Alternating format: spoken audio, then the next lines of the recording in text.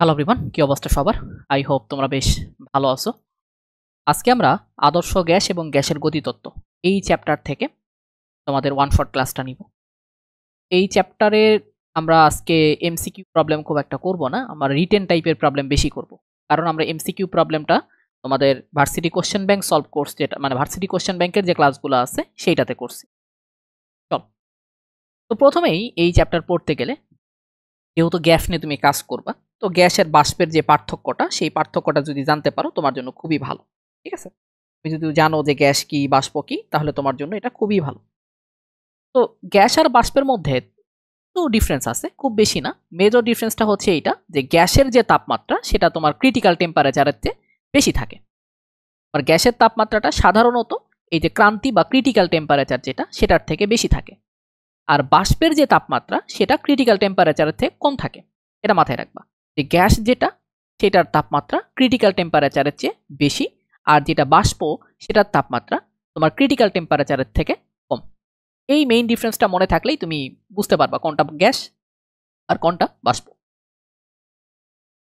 এখানে তোমাকে প্রথমেই যে জিনিসটা পড়তে হবে আদর্শ গ্যাসের সূত্র, এবং তোমার গ্যাস যে সূত্রগুলো আছে যেমন বয়েলের সূত্র, চার্লসের সূত্র, তারপরে তোমার হচ্ছে অ্যাভোগাড্রো সূত্র, গেলুসাকের সূত্র, এগুলো সম্পর্কে জানতে হবে। এগুলোর গ্রাফ যেগুলো আছে সেই গ্রাফগুলো সম্পর্কে তোমার একটা ভালো আইডিয়া রাখতে হবে, কারণ এই গ্রাফগুলো থেকে বিভিন্নভাবে ঘুরে পেঁচায় প্রশ্ন আসবে। যদিও আমরা পরিবেশ রসায়ন চ্যাপ্টারে এই গ্রাফগুলো নিয়ে ভালো মতো শিখবো, তারপরও আমরা একটু হিন্ট এখানে দেওয়ার চেষ্টা করি। চলো, বয়েলের সূত্রটা কি ছিল? বয়েলের সূত্র ছিল যে তাপমাত্রা যদি স্থির থাকে তাহলে সেক্ষেত্রে তোমার চাপটা হচ্ছে আয়তনের ব্যস্তানুপাতিক। এখানে টি হচ্ছে কনস্ট্যান্ট, এখানে টিটা হচ্ছে কনস্ট্যান্ট। তাহলে এই তাপমাত্রা যখন কনস্ট্যান্ট, তখন পি আর ভি এর মধ্যে সম্পর্ক হচ্ছে ব্যস্তানুপাতিক। তাহলে ব্যস্তানুপাতিকের কার্ভটা কেমন হয়? এইরকম হয়। এটাকে বলা হয় আয়তাকার অধিবৃত্ত। এই শেপটাকে বলা হয় আয়তাকার অধিবৃত্ত। আর এখান থেকে তুমি লিখতে পারো যে পিভি ইকুয়াল টু হচ্ছে কনস্ট্যান্ট। তো পিভি বনাম পি অথবা পিভি বনাম ভি অথবা পিভি বনাম 1/p, পিভি বনাম 1/v, তুমি যেই গ্রাফই ড্র করো না কেন এই ভ্যালুটা কনস্ট্যান্ট হবে, এক্স অক্ষের সমান্তরাল হবে। আর ভি এর সাথে 1/p এর সম্পর্ক বা পি এর সাথে 1/v এর সম্পর্ক হচ্ছে সমানুপাতিক। তার মানে কার্ভটা কেমন হবে? সরলরেখা হবে। এটা মোটামুটি তোমরা সবাই জানো। এইটুকু এখানে আলোচনা করব। আর পরিবেশ রসায়নে ওই যে তোমার বলা মানে ধরো যে এখানে তিনটা কার্ভ আঁকায় কোনটা তাপমাত্রা বেশি কোনটা তাপমাত্রা কম, ওগুলো বুঝাই দিব। এখন আসলে আমরা চার্লসের সূত্র যদি জানার ট্রাই করি। চার্লসের সূত্র হচ্ছে তোমার যদি প্রেসারটা কনস্ট্যান্ট থাকে তাহলে সেক্ষেত্রে ভি ইজ প্রপোর্শনাল হচ্ছে টি। ঠিক আছে, এখানে চাপটা হচ্ছে কনস্ট্যান্ট আর ভি ইজ প্রপোর্শনাল হচ্ছে টি। তাহলে এই যে V by T equal to হচ্ছে কনস্ট্যান্ট। তুমি ম্যাথ করার সময় এইভাবে ম্যাথ করবা, V one by T one equal to হচ্ছে V two by T two. এইখানে এই কার্ভ নিয়ে একটু ঝামেলা আছে, আমি কার্ভটা একটু তোমাদের ক্লিয়ার করে দিই।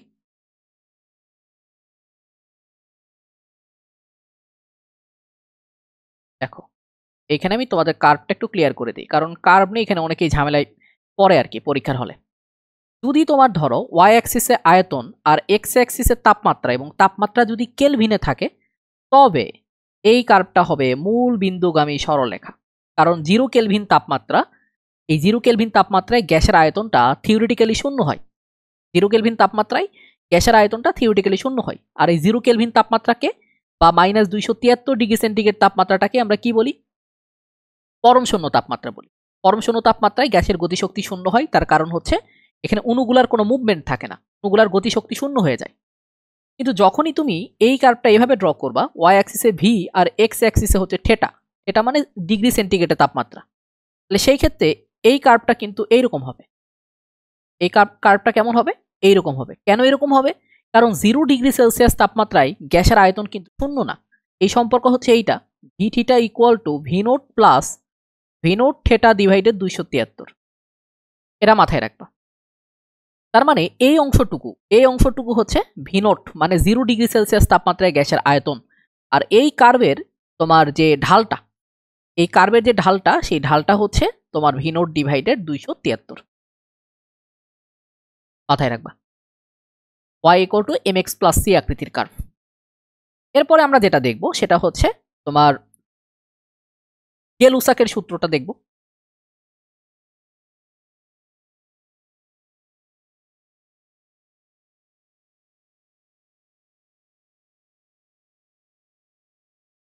গে-লুসাকের সূত্রটা আমরা দেখব। এই গে-লুসাকের সূত্রটা তোমার হচ্ছে অনেক সময় অনেক বইয়ে দেখবা রেনুর সূত্র লেখা আছে। তো যেটাই লেখা থাকে গে-লুসাকের সূত্র বা রেনুর সূত্র যেটাই লেখা থাক না কেন, এখানে সম্পর্কটা হচ্ছে P is proportional T when V is constant। মানে চাপটা হচ্ছে তাপমাত্রার সমানুপাতিক, এখানে ভিটা বা আয়তনটা হচ্ছে কনস্ট্যান্ট। এখানে তুমি অঙ্ক করবা কিভাবে, এই যে P/T ইকুয়াল টু কনস্ট্যান্ট, মানে ফর্মুলাটা হবে এইরকম, তোমার P1/T1 ইকুয়াল টু হচ্ছে P2/T2, এই ফর্মুলা দিয়ে। আমরা এখন দেখব বয়েল এবং চার্লসের সমন্বয় সূত্র। বয়েল ও চার্লসের সমন্বয় সূত্র।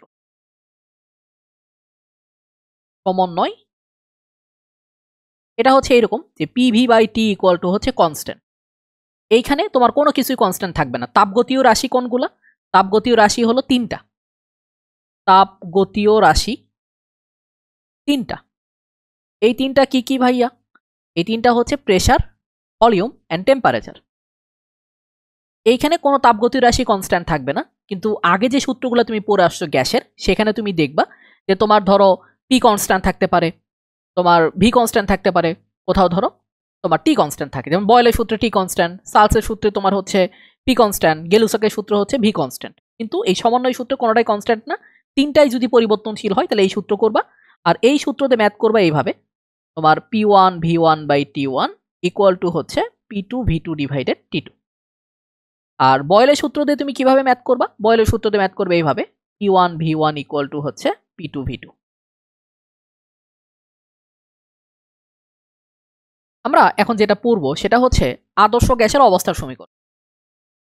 আমরা এখন যেটা পড়ব সেটা হচ্ছে আদর্শ গ্যাসের অবস্থার সমীকরণ। আদর্শ গ্যাসের অবস্থার সমীকরণ।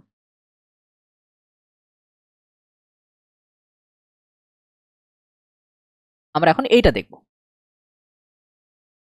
আদর্শ গ্যাসের অবস্থার সমীকরণটা তোমরা জানো, PV ইকুয়াল টু হচ্ছে nRT। যেহেতু ওয়ান শর্ট ক্লাস আমরা এগুলা প্রমাণে যাব না। PV ইকুয়াল টু nRT, এটা হলো আদর্শ গ্যাসের অবস্থার সমীকরণ। আর এই সমীকরণ থেকে ঘনত্বের একটা সম্পর্ক নিয়ে আসা যায়, ডি, ঘনত্ব হচ্ছে ডি, ডি ইকুয়াল টু হচ্ছে PM/RT। এমটা হচ্ছে গ্যাসের আণবিক ভর, ডি ইকুয়াল টু PM/RT। এইখান থেকে ঘনত্বের সাথে চাপ এবং তাপমাত্রার একটা সম্পর্ক তুমি বের করতে পারবা। এই ইকুয়েশন থেকে চাপ এবং তাপমাত্রার সাথে ঘনত্বের সম্পর্ক তুমি বের করবা। এই ডিটা হচ্ছে তোমার ডেনসিটি বা ঘনত্ব, এটা লিখে রাখো। এটা হচ্ছে তোমার ঘনত্ব।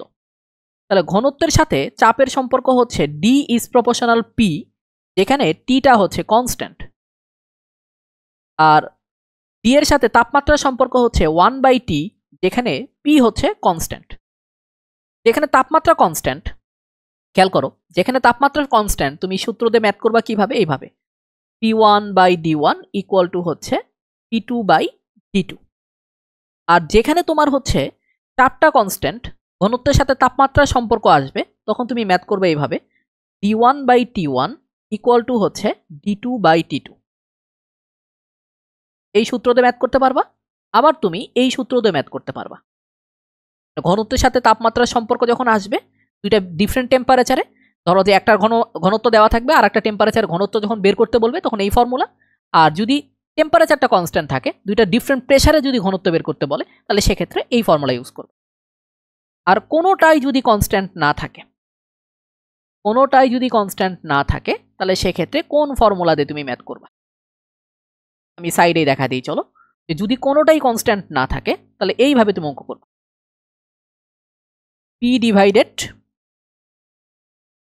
ডিভাইডেড DT ইকুয়াল টু হচ্ছে কনস্ট্যান্ট, এই ফর্মুলা। এখানে তোমার তাপমাত্রা এবং চাপ কোনোটাই হচ্ছে কনস্ট্যান্ট না, দুটাই হচ্ছে কি এখানে ভ্যারিয়েবল। তাহলে এইটাকে তুমি সূত্র লিখবা কিভাবে, এইভাবে P1 divided D1 T1 equal to হচ্ছে P2 ডিভাইডেড D2 T2। এই ফর্মুলা দিয়েও তোমার কিন্তু ম্যাথ করার প্রয়োজন হতে পারে। তো এই ফর্মুলাগুলা ভালো মতো মাথায় রেখো। বিভিন্ন এককে আর এর মান দেখো এসআই এককে আর এর মান হচ্ছে 8.314 জুল পার মোল পার কেলভিন, আর লিটার অ্যাটমসফিয়ার এককে আর এর মান হচ্ছে 0.0821, এখানে 1 লেখে নাই, লিখলে ভালো হয় আর কি। 0.0821 লিটার পার মোল পার কেলভিন, আর সিজিএস এককে তোমার 8.314 ইন্টু 10⁷ আর্ক পার মোল পার কেলভিন। তাহলে এখান থেকে তুমি একটা সম্পর্ক পেয়ে যাচ্ছ। সম্পর্কটা হচ্ছে এরকম যে 1 জুল ইকুয়াল টু হচ্ছে 10⁷ আর্ক। আর একটা জিনিস মাথায় রাখবা যে 1 নিউটন ইকুয়াল টু হচ্ছে 10⁵ ডাইন। ডাইনটা হচ্ছে সিজিএস এককে বলের একক, আর নিউটনটা হচ্ছে এসআই এককে বলের একক। ওকে, তো আমরা মোটামুটি গ্যাসের সূত্রগুলা পড়ে ফেলছি। এখন আমরা যে কাজটা করব সেটা হচ্ছে এইখান থেকে রিটেন কি টাইপের প্রশ্ন আসতে পারে সেগুলো একটু দেখার ট্রাই করব। রিটেন প্রশ্নগুলো বিগত বছরে যেগুলো আসে ওইগুলোর আলোকেই আমরা বলবো যে কোনগুলো আসতে পারে, সেগুলো একটু দেখবো। চলো, এই প্রশ্নটা তোমাদের কোনো একটা ইউনিভার্সিটিতে এমসিকিউতে আসছে যে 10 লিটার আয়তনের বদ্ধ পাত্রে 300 কেলভিন তাপমাত্রায় 16 গ্রাম অক্সিজেন কত গ্রাম নাইট্রোজেন রাখলে একই চাপ প্রদর্শন করবে। তার মানে দেখো যে একটা বদ্ধ পাত্র আছে, যে বদ্ধ পাত্রের আয়তন হচ্ছে 10 লিটার, এটা হচ্ছে বদ্ধ পাত্রের আয়তন, আর তাপমাত্রা হচ্ছে 300 কেলভিন। সেখানে কি করা হয়েছে, 16 গ্রাম অক্সিজেন রাখা হয়েছে। 16 গ্রাম অক্সিজেন রাখলে সেখানে যে চাপ দিবে, সেখানে ওই একই কন্ডিশনে মানে 10 লিটার ওই আয়তনের পাত্রের মধ্যেই তুমি কতটুকু নাইট্রোজেন রাখলে সেম পরিমাণে চাপ পাবা। এটা তুমি থিওরিতেও করতে পারো, বাট তুমি যদি ম্যাথমেটিক্যালি চিন্তা করো, দেখো তো এখানে চাপটা সেম, যেহেতু একই বোতল বা একই পাত্র, আয়তনটাও সেম, খালি মোল নাম্বারটা কি দেখো, এন অক্সিজেন দিবা, তাপমাত্রাও তো সেম, তাহলে এখানে এন নাইট্রোজেন দিবা। এটা কি ইকুয়েশন নাম্বার 1 দিবা, এটা কি ইকুয়েশন নাম্বার 2 দিবা। এখন অনুপাত করো, যেহেতু পিভি মানে যেহেতু এখানে তোমার ভলিউমটা সেম, একই যেহেতু পাত্রে রাখতেছো এবং একই চাপ প্রদর্শন করতে হবে, তাহলে পিভি সেম, অনুপাত করলে কি হবে, 1 হবে। তারপরে এন অফ অক্সিজেন ডিভাইডেড কি এন অফ নাইট্রোজেন, যেহেতু তাপমাত্রা সেম আর আর তো কাটাই যাবে, তাহলে এখানে খেয়াল করো N of nitrogen equal to N of oxygen.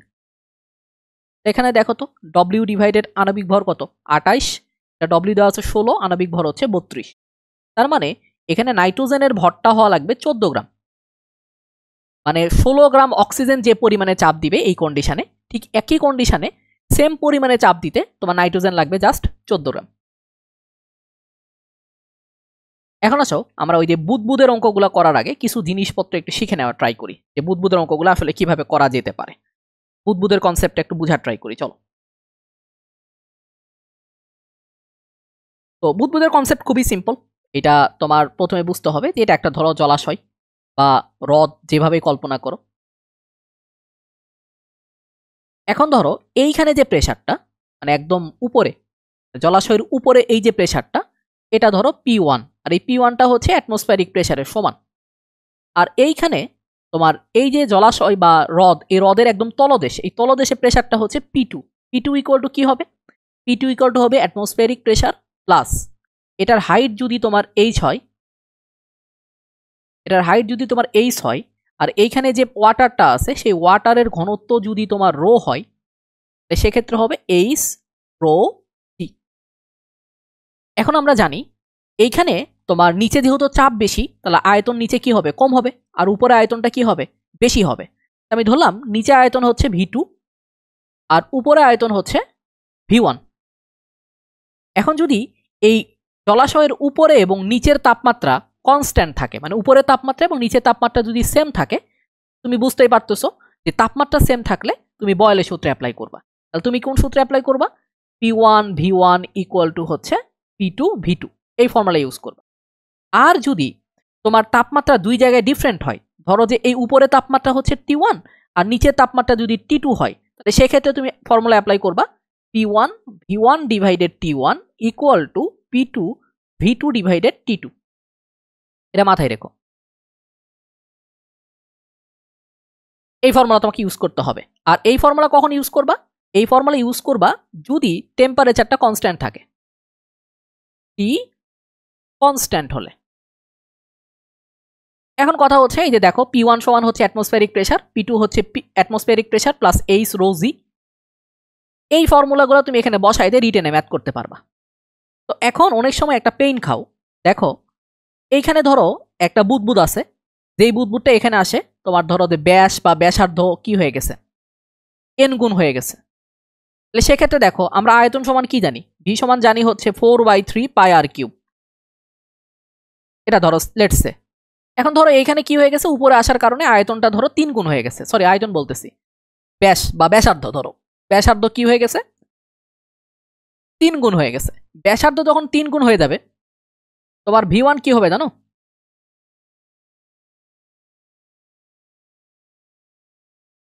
ব্যাসার্ধ 3 গুণ হয়ে গেছে মানে R1 ইকুয়াল টু হচ্ছে 3R2 হয়ে গেছে। তো চলো আমরা দেখি এটার আয়তন কত গুণ হবে।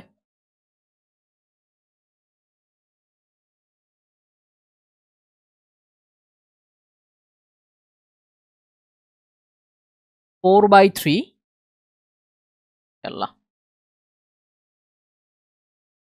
4/3 পাই, এই যে খেয়াল করে দেখো R1 এর উপরে কিউব, তার মানে এটা কি হবে দেখো, এই R1 ইকুয়াল টু হচ্ছে 3R2, তাহলে 3 এর উপর কিউব করলে 27, তাহলে 27 ইন্টু 4/3 পাই R2 এর উপরে কিউব, তার মানে এটা কি হবে, আর আয়তনটা 27 গুণ হয়ে গেছে।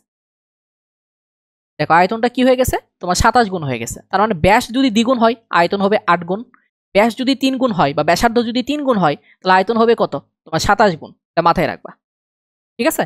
তো এখানে কিছু শর্টকাট আছে, আমি সেই শর্টকাটগুলো একটু তোমাদের যদি বোঝানোর চেষ্টা করি। এখানে কিছু শর্টকাট আছে, শর্টকাটটা হচ্ছে এরকম, তোমরা রিটেনে শর্টকাট দিয়ে করবা, অথবা আমার তো মনে হয় যে নর্মাল নিয়মে করাটাই বেটার হবে।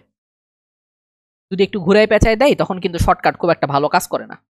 ধরো যদি পরীক্ষায় যদি প্রশ্নটা একটু ঘুরায় পেঁচায় দেয়, মানে ধরো শর্টকাট যে তুমি একটা লিনিয়ার ফর্মুলা ইউজ করে করতেছো, ওই ফর্মুলায় যদি না পড়ে তখন কিন্তু ভাই অঙ্কটা হবে না, এটা মাথায় রেখো, ঠিক আছে। তো এখন শর্টকাটটা তাও মনে রাখো, তার কারণ হচ্ছে অনেক সময় শর্টকাট দিয়ে করা যায় আর কি। তো এই শর্টকাটটা খুবই ভালো একটা শর্টকাট, যে এইচ ইকুয়াল টু হচ্ছে n-1, তারপরে হচ্ছে অ্যাটমসফিয়ারিক প্রেসার ডিভাইডেড হচ্ছে তোমার ওই তরলের ঘনত্ব ইন্টু হচ্ছে জি। এই এনটা হচ্ছে বুদবুদ তোমার তলদেশ থেকে উপরে আসার ফলে, উপরে আসার ফলে আয়তন যত গুণ হয়েছে, আয়তন যত গুণ হয়েছে। আর তুমি যদি এটা যদি এই যে সূত্রটা তুমি দেখতে পাচ্ছ, এই সূত্রে পি এ যদি তোমার 10⁵ প্যাসকেল দেওয়া থাকে, অথবা যদি অ্যাটমসফিয়ারিক প্রেসারটা দেওয়া না থাকে, আর রো যদি 1000 হয়, আর জি এর ভ্যালু যদি 9.8 হয়, তাহলে সেক্ষেত্রে তুমি এই ফর্মুলাটাকে আরো শর্টে লিখতে পারবা, H equal to 10.2 into n-1। এই ফর্মুলা তুমি ইউজ করতে পারবা, কিন্তু ভালো মতো খেয়াল করো, এই ফর্মুলা সবচেয়ে বেশি সুইটেবল, কারণ অ্যাটমসফিয়ারিক প্রেসারটা 10⁵ না হলে কিন্তু এই ফর্মুলার মিলবে না। ইভেন জিএসটিতে তোমার গত বছর মনে হয় একটা প্রশ্ন আসছিল, যেই প্রশ্নটা হচ্ছিল যে অ্যাটমসফিয়ারিক প্রেসারটা এই যে 10⁵ না দিয়ে অন্য কোনো কিছু একটা দিয়ে দিছিল, তখন যারা এই 10.2 n-1 দিয়ে করে আসছে তখন কিন্তু তাদের অ্যান্সার ভুল হয়ে গেছে, ঠিক আছে। তো এইটা মনে রাখাটা বেটার। আর যদি এই পি এ 10⁵ দেওয়া থাকে আর ও এর ভ্যালু 1000 হয়, তাহলে সেক্ষেত্রে তুমি এই ফর্মুলাটা ইউজ করতে পারবা, কোনো সমস্যা হবে না।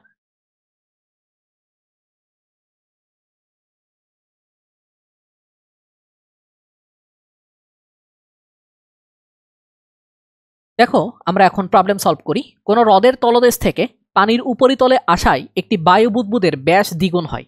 ব্যাস যদি দ্বিগুণ হয় তাহলে সেক্ষেত্রে ভালো মতো খেয়াল করে দেখো আয়তন কত হবে, তোমার আয়তন হবে 8 গুণ। আয়তন কি হবে, আয়তন হবে 8 গুণ।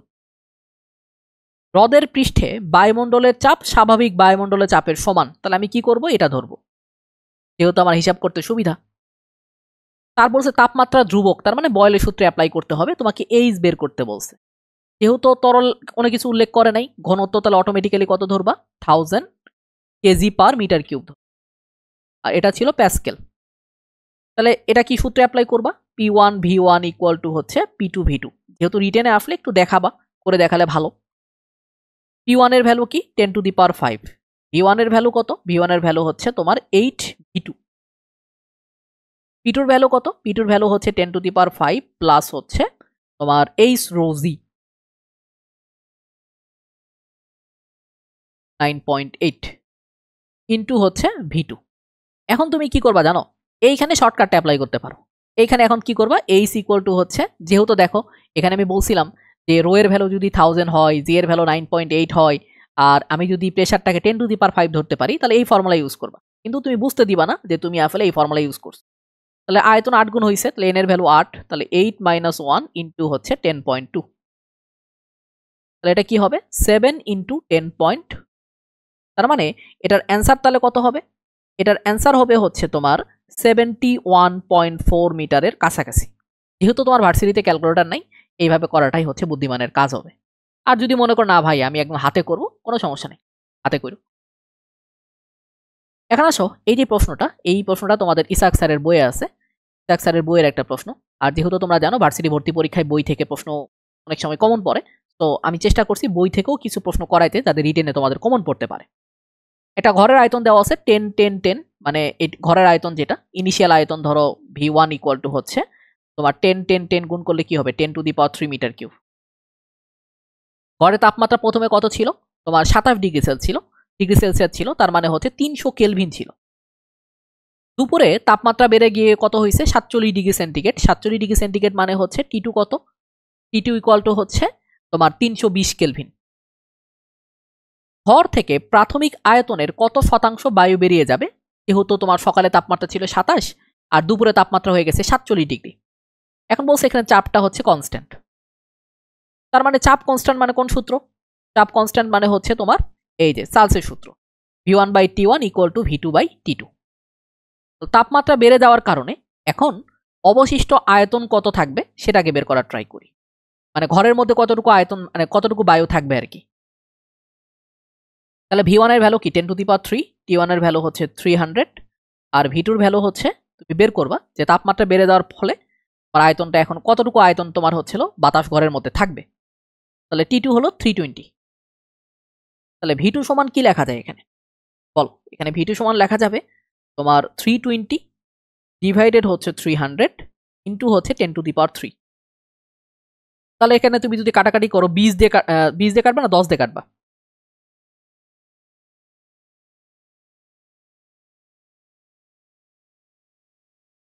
20 দিয়ে কাট, এটা যদি কাটি 16 দোকানো 32, তাহলে এটার 16, এটা হলো আর 15, 20 দিয়ে কাটো ইন্টু 10 টু দি পাওয়ার 3।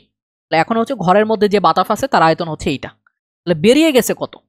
যদি পার্সেন্টে করি, মানে বেরিয়ে গেছে হলো ডেল্টা ভি পরিমাণ। ডেল্টা ভি হচ্ছে এই যে তোমার, ভালো মতো খেয়াল করে দেখো, মানে আসলে এই জিনিসটা আমি তোমাকে বলি, বেরিয়ে যাওয়া বলতে বোঝাচ্ছে একটু জিনিসটা একটু তোমাদেরকে ভালো মতো বোঝানোর চেষ্টা করি। ধরো যে আমার ভাষাগত একটু হয়ে গেছে এখানে। ঘরের মধ্যে তো বাতাস আছে, তাই না? ঘরের মধ্যে বাতাস আছে, এখন ঘরের তাপমাত্রা বেড়ে গেছে। ঘরের তাপমাত্রা বেড়ে গেলে বাতাসের আয়তন বেড়ে যাবে। এখন বাতাসের আয়তন বেড়ে যাবে, কিন্তু ভাই ঘরের যে জায়গাটা, সেই জায়গাটা তো মানে এক্সপ্যান্ড হবে না। তার মানে কি, ওইখানে যে বাতাসটা মানে আয়তন বেড়ে গেছে, চাপটা কনস্ট্যান্ট রাখার জন্য ঘর থেকে বাতাস কি হয়ে যাবে? বের হয়ে যাবে। তাপমাত্রা বাড়ার কারণে তোমার দেখা যাবে এই ঘরের আয়তনটা এইটা হয়ে গেছে, কিন্তু ঘরের আয়তন তো 10 টু দি পাওয়ার 3। যতটুকু এক্সট্রা আয়তন এটা হয়েছে, তাপটা কনস্ট্যান্ট রাখার জন্য ওই আয়তনটা কি হয়ে যাবে? ঘর থেকে বের হয়ে যাবে। কতটুকু বের হয়ে যাবে? ডেল্টা ভি পরিমাণ বের হয়ে যাবে। তো ডেল্টা ভিটা কি? ডেল্টা ভিটা হচ্ছে তোমার V2 মাইনাস V1। তাহলে V2 মাইনাস V1টা কি? এইটা দেখো, তোমার V2 হলো 16/15 ইন্টু 10 টু দি পাওয়ার 3, আর V1টা হচ্ছে তোমার 10 to the power 3 metre cube. তাহলে এখন খেয়াল করো তো, এটাকে তুমি কিভাবে মানে ট্যাকল করতে পারো? 10 to the power 3 common now. Common নিলে কি আসে? 16/15 মাইনাস 1, তার মানে কি 16 মাইনাস 15 ডিভাইডেড 15। তার মানে এটা আসে 10 টু দি পাওয়ার 3 এখানে, তাহলে 1/15 এখানে আসে। আমি যদি পার্সেন্টেজ করি যে কত পার্সেন্ট বের হয়ে গেছে, যেহেতু শতাংশ বের করতে বলছে, সেটা হবে এই যে ডেল্টা ভি কতটুকু বের হয়ে গেছে ডিভাইডেড ইনিশিয়াল আয়তন ইন্টু হচ্ছে 100। এটা হবে কি? তোমার আলটিমেটলি 10⁻³ ইন্টু 1/15 ডিভাইডেড হচ্ছে 10⁻³ ইন্টু হচ্ছে 100। এখন এটা থাকতেছে কি 100/15%। তো 100/15% মানে কি 6.67 হবে আর কি। ক্যালকুলেট করে দেখো 6.67% হবে আর কি। এরপরে চলো আমরা পরের প্রবলেমটা করি। একটি টায়ারে 27°C তাপমাত্রায় বায়ু ভর্তি করে তাপমাত্রা বৃদ্ধি করে 47°C করলে টায়ারের ভিতরের চাপ শতকরা কত বৃদ্ধি পাবে? দেখো এখানে টায়ারের আয়তনটা কিন্তু কনস্ট্যান্ট, বুঝতে পারছো? এখানে কিন্তু বলা নাই, তারপরেও কি টায়ারের আয়তনটা কিন্তু এখানে কি কনস্ট্যান্ট। তাহলে এখানে আমার চাপের সাথে তাপমাত্রার সম্পর্কটা দেখতে হবে। তো তাপমাত্রা বৃদ্ধির ফলে তোমার চাপটা কত হবে সেটা আগে বের করবো আমরা।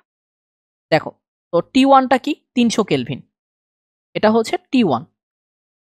এখন খেয়াল করো যে এটা হচ্ছে T2, আর চাপ কত শতাংশ বৃদ্ধি পাবে শতকরা সেটা তোমাকে বের করতে বলছে।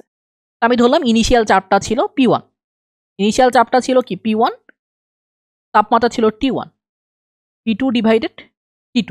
আমি প্রথমে কি বের করব, যে তাপমাত্রা বৃদ্ধির ফলে তোমার চাপ কত হয়েছে সেটা বের করব। তাহলে P2 ইকুয়াল টু আমি লিখতে পারবো কি, P2 ইকুয়াল টু লিখতে পারবো T2 ডিভাইডেড T1 ইন্টু হচ্ছে P1। তার মানে এটা আসবে 320, মানে 47 মানে কি এটা হচ্ছে 320 কেলভিন ডিভাইডেড হচ্ছে 300 ইন্টু হচ্ছে P1। আমি একবারে পার্সেন্টেজ করি, তাহলে পার্সেন্টেজ হবে এইরকম যে কতটুকু বেড়ে গেছে সেটা হলো P2 মাইনাস P1, কত শতাংশ, তার মানে কি ইনিশিয়াল যে চাপটা এটা দিয়ে ভাগ করে 100 দিয়ে গুণ করতে হবে। তাহলে এখন দেখো P2 মাইনাস P1 করলে P1টা কমন নাও, তাহলে কি থাকে, কাটাকাটি করলে থাকে 16/15 মাইনাস হচ্ছে 1 ডিভাইডেড হচ্ছে P1 ইন্টু 100। তো আগের অঙ্কটার সাথে একদম মিলে গেছে, তার মানে এটাও হবে কি 6.67%। হ্যালো এভরিওয়ান, কি অবস্থা? আই হোপ তোমরা বেশ ভালো আছো। আমাদের ভার্সিটি ক্র্যাকার্স যে কোর্সটা আছে এই কোর্সটা নিয়ে একটু তোমাদের সাথে কথা বলি। আমাদের ভার্সিটি ক্র্যাকার্স কোর্সে আমরা কি কি পড়াচ্ছি সেটা একটু তোমাদের বলি। আমরা ভার্সিটি ক্র্যাকার্স কোর্সে উদ্ভাসের যে ভার্সিটি মাস্টার প্রশ্ন ব্যাংক আছে এইটার প্রত্যেকটা প্রবলেমের A to Z ধরে ধরে পড়াচ্ছি। আর এই কোর্সে আর একটা তোমার হচ্ছে ইন্টারেস্টিং ফ্যাক্ট হচ্ছে আমরা প্রত্যেকটা প্রবলেম ভার্সিটি প্রশ্ন মাস্টার প্রশ্ন ব্যাংকের প্রত্যেকটা প্রবলেম হ্যান্ড ক্যালকুলেশনে দেখাচ্ছি। আমরা ক্যালকুলেটর দিয়ে করাচ্ছি না, হ্যান্ড ক্যালকুলেশনে কিভাবে সলভ করা যায় সেই জিনিসটা তোমাদেরকে দেখাচ্ছি। সাথে আমরা ওয়ান শট ক্লাস দিচ্ছি, তোমরা এখন বর্তমানে ওয়ান শট ক্লাসটাই দেখতেছো। ওয়ান শট ক্লাস দিচ্ছি, সাথে সাথে তোমাদের হচ্ছে কোশ্চেন ব্যাংকের প্রত্যেকটা প্রবলেম সলভ করাচ্ছি। কেউ যদি ওয়ান শট এবং কোশ্চেন ব্যাংকের প্রত্যেকটা প্রবলেম সলভ করো, আই হোপ তোমাদের প্রিপারেশনটা খুব ভালো মতো হয়ে যাবে। এরপরে ঢাকা ভার্সিটি পরীক্ষার পরে আমরা যে কাজটা করব সেটা হচ্ছে তোমাদের সামনে কৃষি পরীক্ষা, আমরা কৃষি প্রশ্ন ব্যাংক ভালো মতো সলভ করাবো। সাথে আমরা কৃষির জন্য আলাদা করে ওয়ান শট রিভিশন ক্লাস নিব। এটার সাথে তোমরা আরেকটা জিনিস পাবা, সেটা হচ্ছে জিএসটি। আমরা কিন্তু জিএসটির জন্য এই কোর্সটা লঞ্চ করছিলাম না, কারণ তোমাদের জিএসটি ভেঙে যাওয়ার একটা কথা ছিল। কিন্তু বর্তমানে যেহেতু জিএসটি আবার ব্যাক করতেছে, আমরা জিএসটি পর্যন্ত এই কোর্সটা রান করাবো। জিএসটি পরীক্ষার আগে আমরা আবার প্রত্যেকটা চ্যাপ্টারের উপরে ওয়ান শট ক্লাস নেওয়ার চেষ্টা করব। কোর্স ফি কত এটার ভাইয়া? কোর্স ফি হচ্ছে 1000 টাকা। কেউ যদি এই কোর্সে এনরোল করতে চাও তাহলে এই যে নাম্বারটা দেখতেছো এই নাম্বারে বিকাশ অথবা রকেটে তোমরা সেন্ড মানি করবা। সেন্ড মানি করে আমাদের পেজে অথবা আমাদের গ্রুপের মানে বুয়েট ক্র্যাকার্স গ্রুপের কোনো মডারেটর অথবা এই নাম্বারে তোমরা হোয়াটসঅ্যাপ করবা, করে তোমরা যে পেমেন্ট করছো বা সরি সেন্ড মানি করছো সেটার হচ্ছে স্ক্রিনশটটা পাঠাবা, তাহলেই তোমাকে এনরোল করে দেওয়া হবে। এখানে যা ক্লাস হবে সবগুলো হচ্ছে রেকর্ডেড, আর রেকর্ডেড ক্লাসগুলো তোমরা ফেসবুক এবং টেলিগ্রাম দুইটাতেই করতে পারবা। আর সাথে সাথে তোমাদের গাইডলাইন সেশন এবং সাজেশন তো থাকতেছেই। ওকে, দেখা হবে তাহলে তোমাদের সাথে ক্লাসে। আল্লাহ হাফেজ। এই প্রশ্নটা দেখো, এটা ভালো একটা প্রশ্ন। একটি পাহাড়ের উপরের মানে পাহাড়ের উপর তাপমাত্রা হলো 60°C, মানে পাহাড়ের উপরে, ঠিক আছে? এটা হলো পাহাড়, চিন্তা করো। এই পাহাড়ের উপরে তাপমাত্রা হচ্ছে 7 ডিগ্রি, তার মানে হচ্ছে 280 কেলভিন। চাপ হচ্ছে 70 সেন্টিমিটার মার্কারি প্রেসার। ওই পাহাড়ের পাদদেশে তাপমাত্রা হচ্ছে 27 ডিগ্রি, তার মানে T2 হচ্ছে তোমার 300 কেলভিন এখানে, এবং চাপটা হচ্ছে এখানে তোমার 76 সেন্টিমিটার মার্কারি প্রেসার। পাহাড়ের উপরে ঘনত্ব মানে পাহাড়ের উপরে এবং নিচে বায়ুর ঘনত্বের তুলনা করো। পাহাড়ের উপরে ঘনত্বকে আমি যদি ধরি D1 আর পাহাড়ের নিচের ঘনত্বকে আমি যদি ধরি D2, তাহলে এই D1/D2 তোমাকে বের করতে বলছে। এটা তোমাকে বের করতে বলছে। এখন চলো, তাহলে আমি কি করব? এখানে তাপমাত্রা এবং চাপ দুটাই হচ্ছে পরিবর্তনশীল। তাহলে আমি কোন ফর্মুলা অ্যাপ্লাই করব? এই যে এটা, P1 divided D1/T1 equal to হচ্ছে তোমার P2 ডিভাইডেড D2/T2।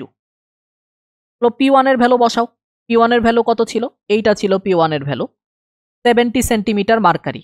যেহেতু P1 P2 সেম ইউনিট দেওয়া আছে, কাটাকাটি যাবে, ইউনিট চেঞ্জ করার দরকার নেই। D1টা আমি জানি না, T1 এর ভ্যালু আমি জানি 280, P2 এর ভ্যালু হচ্ছে 76, D2 এর ভ্যালু আমি জানি না, আর T2 এর ভ্যালু হচ্ছে 300। আমাকে বের করতে হবে D1/D2 এর ভ্যালু। D1/D2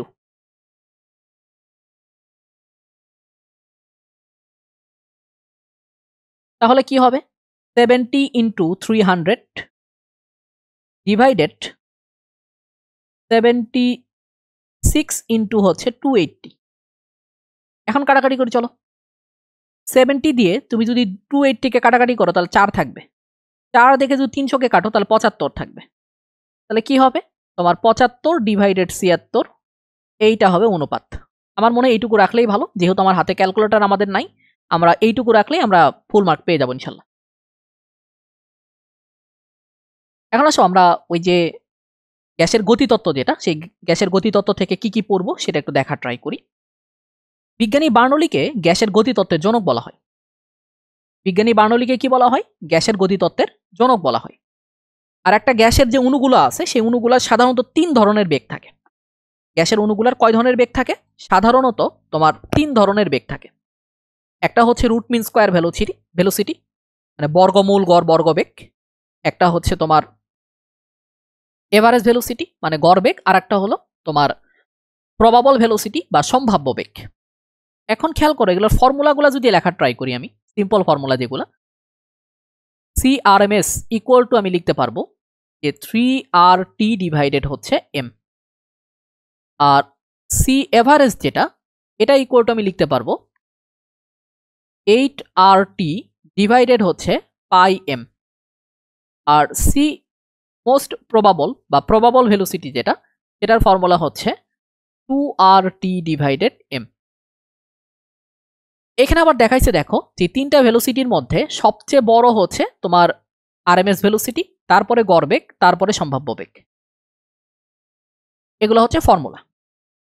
তো এখন ধরো আমরা গড় বেগ, তারপরে গড় বর্গবেগ, বর্গমূল গড় বর্গবেগ কিভাবে বের করতে পারি, এইটা নিয়ে একটু আমরা দেখার ট্রাই করি। ধরো এইখানে আমার গ্যাসের কণা আছে, ধরলাম আমি এখানে n সংখ্যক কণা আছে। একটার ভেলোসিটি ধরো তোমার C1, একটার ভেলোসিটি ধরো C1, আর একটা ধরো C2, এরকম করে Cn পর্যন্ত। তাহলে আমি এখানে যদি গড় বেগ বের করতে চাই, তাহলে আমি কি করব জানো? সবগুলার বেগকে ইন্ডিভিজুয়ালি যোগ করব, করে অণুর সংখ্যা দিয়ে ভাগ করব। এটা হলো গড় বেগ। এই C² বার, এটার পরিচয় হচ্ছে তোমার গড় বর্গবেগ। এটা হবে এইরকম, তুমি প্রত্যেকটা বেগের কি করবা? স্কোয়ার করবা, করে সামেশন করবা, করার পর এই গ্যাস অণুর সংখ্যা দিয়ে ভাগ করবা, তাহলে তুমি গড় বর্গবেগ পাবা। এখন গড় বর্গবেগকে তুমি যদি রুট করো, মানে এই যে গড় বর্গবেগ যেটা আছে, এই যে C² বার, এটাকে যদি তুমি রুট করো তাহলে তুমি পাবা হলো CRMS, root mean square velocity বা বর্গমূল গড় বর্গবেগ। এটা এরকম C1 এর উপরে স্কয়ার প্লাস C2 এর উপরে square dot dot dot CN এর উপরে স্কয়ার ডিভাইডেড হচ্ছে তোমার n। তো অনেক সময় এমসিকিউতে এই টাইপের প্রশ্নগুলো আসে, আর আমি এই টাইপের প্রশ্নগুলো কোশ্চেন ব্যাংকে কিন্তু তোমাদের করাইছি। এখন আসো আমরা এই রুট মিন স্কয়ার ভেলোসিটি বা বর্গমূল গড় বর্গবেগ নিয়ে আরেকটু দেখার ট্রাই করি। দেখো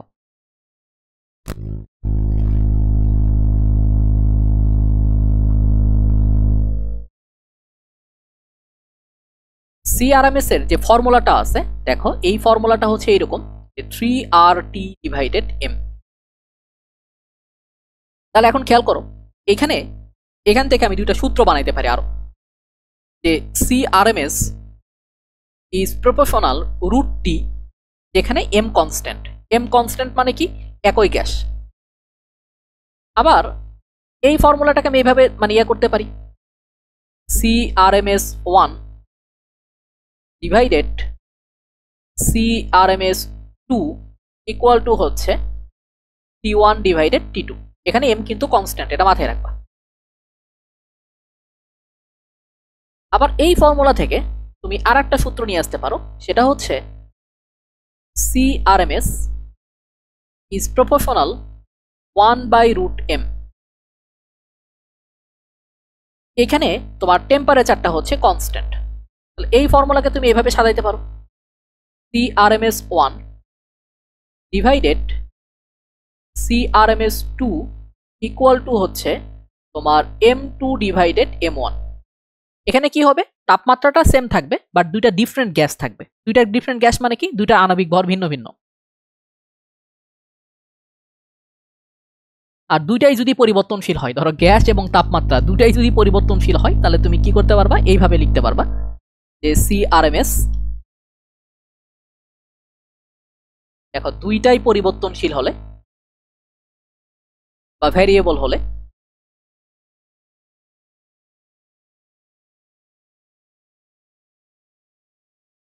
CRMS 1 divided CRMS 2 equal to হচ্ছে তোমার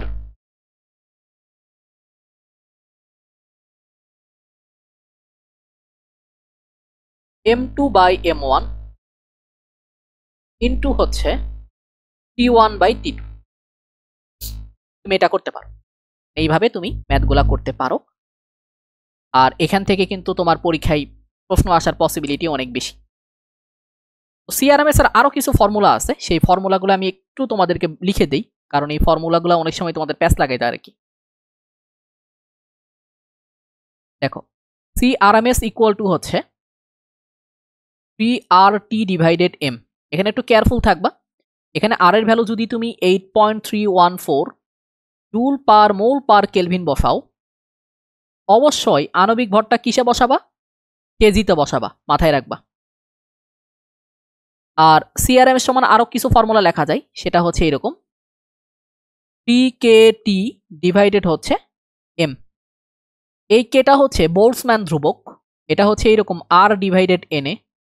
এটার ভ্যালু হচ্ছে 1.38 ইন্টু 10⁻⁻23। আর ইউনিটটা হচ্ছে joule per molecule per kelvin. এটাকে বলা হয় বোল্টজম্যান ধ্রুবক, বোল্টজম্যান কনস্ট্যান্ট। এইখানে টি যেটা, এই টি সরি এম যেটা,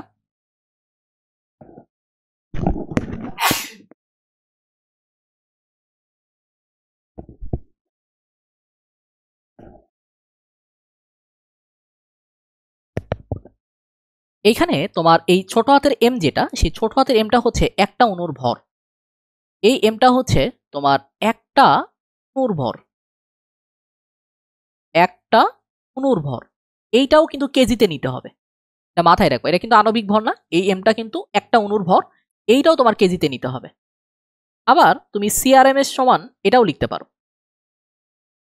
CRMS ইকুয়াল টু হচ্ছে 3p/ρ। এই পিটা হচ্ছে প্রেসার আর ওটা হচ্ছে ঘনত্ব। এটা হচ্ছে তোমার প্রেসার আর এটা হচ্ছে ডেনসিটি, এটা মাথায় রেখো। এখন আসো স্বাধীনতার মাত্রা এবং গ্যাসের গতিশক্তি নিয়ে আমরা কথাবার্তা বলি। তো এইখানে কিন্তু তোমরা ভালো রকম কনফিউজ হয়ে যাবা। তো আমি এখানে তোমাকে হচ্ছে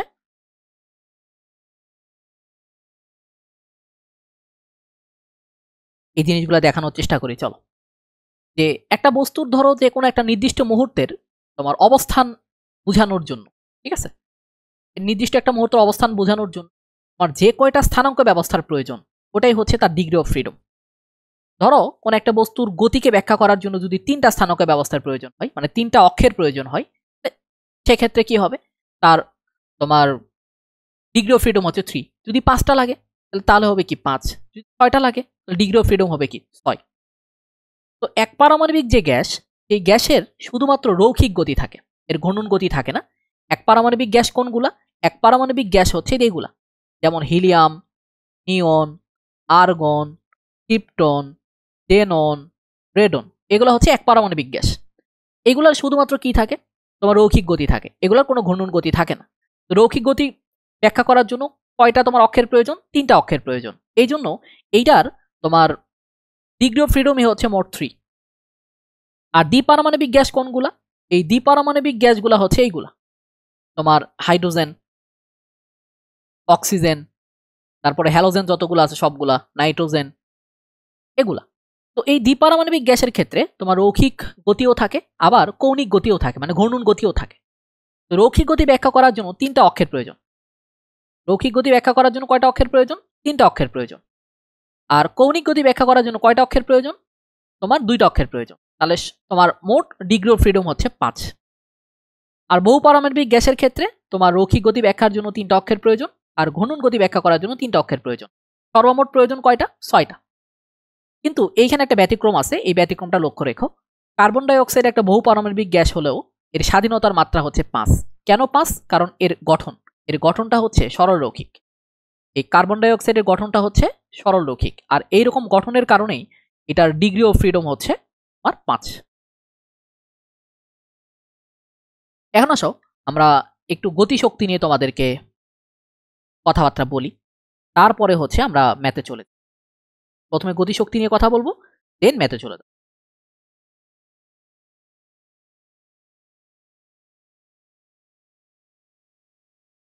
চলো, তাহলে আমরা লিখতে পারি যে n মোল গ্যাসের গতিশক্তি, n মোল গ্যাসের গতিশক্তি গ্যাসের মোট গতিশক্তি, n মোল গ্যাসের মোট গতিশক্তি হচ্ছে F/2 nRT। এই এফটা হচ্ছে ডিগ্রি অফ ফ্রিডম। তারপরে খেয়াল করো যে যদি বলা হয় n সংখ্যক অণুর গতিশক্তি, অণুর মোট গতিশক্তি, তাহলে সেক্ষেত্রে এটা কি হবে? F/2 nKT। এই এনটা হলো অণুর সংখ্যা, এটা মাথায় রাখবা। এটা কি বলতো? অণুর সংখ্যা। আর কেটা হলো বোল্টজম্যান ধ্রুবক, এটা হচ্ছে R/Na, মানে তোমার 1.38 × 10⁻23। এটা মাথায় রাখবা। এখন আসো তোমার স্বাধীনতার যে মাত্রাটা আমরা পড়লাম, প্রতিটা স্বাধীনতার মাত্রা অনুসারে শক্তি হচ্ছে হাফ কেটি। প্রতিটা স্বাধীনতার মাত্রা অনুসারে শক্তি হচ্ছে হাফ কেটি। আর এখানে আরেকটা ঝামেলা করতে পারে, সেটা হচ্ছে এইরকম যদি দেয় n মোল গ্যাসের রৈখিক গতিশক্তি, রৈখিক গতিশক্তি, দেখো তুমি স্বাধীনতার মাত্রার দিকে তাকাও, এক পারমাণবিক হোক, দ্বিপারমাণবিক হোক, বহু পারমাণবিক হোক, সবগুলার ক্ষেত্রে রৈখিক গতি ব্যাখ্যা করার জন্য 3টা অক্ষ প্রয়োজন। তার মানে রৈখিক গতির জন্য স্বাধীনতার মাত্রা হচ্ছে 3। তাহলে এটার অ্যান্সার হবে কি? তোমার 3/2 nRT।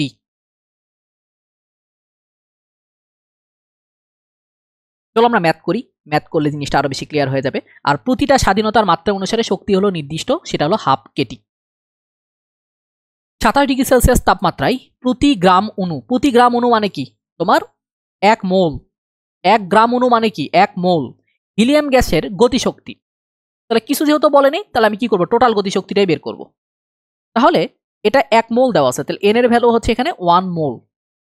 তাহলে n মোল গ্যাসের গতিশক্তি P/2 nRT, যেহেতু এক পারমাণবিক গ্যাস, ডিগ্রি অফ ফ্রিডম কত? 3। 3/2 1 মোল, যেহেতু n এর ভ্যালু 1, r এর ভ্যালু 8.3, যা দেওয়া আছে তাই ইউজ করতে হবে। আর t এর ভ্যালু হচ্ছে 27 ডিগ্রি, দ্যাট মিনস হলো 300 কেলভিন। এখন 300কে যদি 2 দিয়ে ভাগ করো তাহলে হবে কত? 150। 150কে আবার যদি 3 দিয়ে গুণ করো তাহলে হবে কত? 450। আর এইটাকে আমি এইভাবে লিখতে পারি 83/10, তার মানে 45 × 83, এটা হলো অ্যান্সার। এখন তুমি কি করবা? গুণ করবা। এখানে 45 আর এখানে হচ্ছে 83, গুণ করো। 3 5 15, 5 3 4 12, আর 1 কি 13। তারপর এক ঘর কাটা, 5 আষ্টে 40 শূন্য, 4 আষ্টে 32 আর 4 হচ্ছে 36। তার মানে কত আসে? 3735। তার মানে 3735 জুল হচ্ছে অ্যান্সার। অঙ্কগুলো হাতে কইরো, তার কারণ হচ্ছে তোমার কিন্তু ক্যালকুলেটর নাই, এটা মাথায় রেখো। আর আমি এখানে বেশি অঙ্ক করাচ্ছি না, কারণ আমি তোমাদের প্রশ্ন ব্যাংকে যতগুলো প্রবলেম ছিল প্রশ্ন ব্যাংক সলভের ক্লাসে সবগুলো করাইছি, তো ভালো মতো ওখান থেকে দেখে নিবা। এখন আমরা যেটা পড়বো সেটা হচ্ছে গড় মুক্ত পথ। আমরা এখন যেটা পড়বো সেটা হচ্ছে গড় মুক্ত পথ।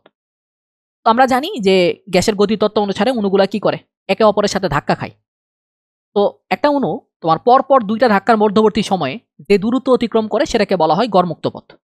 পরপর দুইটা ধাক্কার মধ্যবর্তী সময়ে যে দূরত্ব অতিক্রম করে সেটাকে বলা হয় গড় মুক্ত পথ। আর গড় মুক্ত পথকে আমরা কি করি? ল্যামডা দ্বারা প্রকাশ করা হয়। একে কি করা হয়? ল্যামডা দিয়ে প্রকাশ করা হয়। এই লাইনটা একটু পরে তোমাকে আমি পড়াচ্ছি, খেয়াল একটু পরে পড়াচ্ছি। দেখো, গড় মুক্ত পথ বের করার তোমার 3 জন বিজ্ঞানী 3 রকমের ফর্মুলা দিছে। একটা হলো ক্লসিয়াস, একজন দিছেন হচ্ছে ক্লসিয়াস, একজনের নাম হচ্ছে ম্যাক্সওয়েল,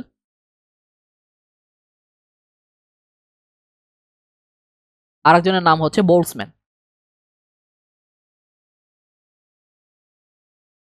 ক্লসিয়াস যে ফর্মুলা দিছে সেটা হচ্ছে 1/n পাই সিগমার উপরে স্কোয়ার। ম্যাক্সওয়েল কি করছে যে ভাই ক্লসিয়াস তোমারটা ঠিক আছে, কিন্তু কি করব, আমি √2 দিয়ে ভাগ করে দিব তোমারটাকে, তাহলে আরো বেশি ক্লিয়ার হয়ে যায়, বা আরো বেশি কি হয়ে যায়, জিনিসটা ঠিক হয়। বোল্টজম্যান বলছে ঠিক আছে, ক্লসিয়াস তোমারটাই ঠিক আছে, বাট আমি কি করব, 3/4 দিয়ে গুণ করব। এইখানে এই এন এর পরিচয় কি, সিগমার পরিচয় কি, এগুলা জানতে হবে। এন হচ্ছে একক আয়তনে অণুর সংখ্যা, আয়তনে অণুর সংখ্যা।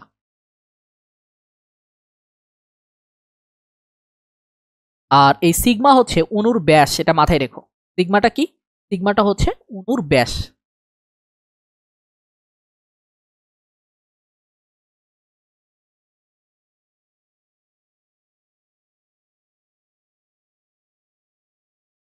ওকে, তো গড় মুক্ত পথের সাথে ঘনত্বের একটা সম্পর্ক আছে। দেখো, গড় মুক্ত পথের সাথে কি আছে? ঘনত্বের একটা সম্পর্ক আছে। গড় মুক্ত পথের সাথে ঘনত্বের সম্পর্ক।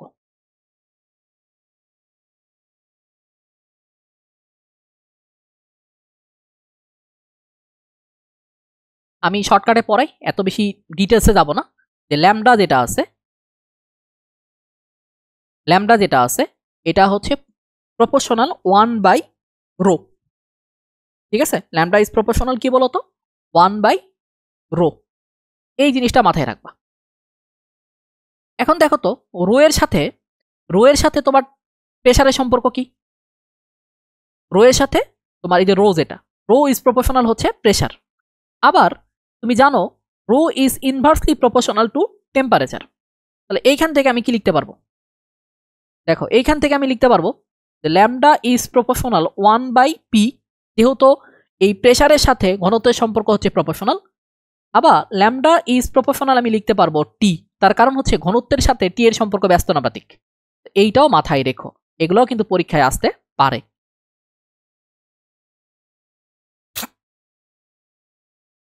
বুঝতে পারছো?